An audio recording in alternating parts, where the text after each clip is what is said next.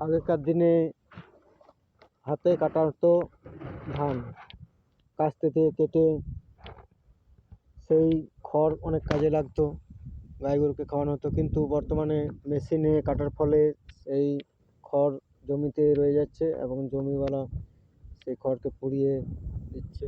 এর ফলে পরিবেশেরও ক্ষতি হচ্ছে এবং জমিতেও সেই ছাই পড়ে রয়ে যাচ্ছে এবং উড়ে যাচ্ছে, সেগুলো হাওয়া দূষিত করছে। এই ছাই, এই খড় যদি রাখা হয় এবং জমির সাথে মিশিয়ে দেওয়া হয় তাহলে তো সার তৈরি হয়ে যায়। মানুষজনকে এটা বোঝানো দরকার আছে, সরকার থেকে এটা উদ্যোগ নেওয়া দরকার। এটা আমরা দেখছিলাম বাগডোহরি থানার অন্তর্গত বাগডোহরি গ্রাম।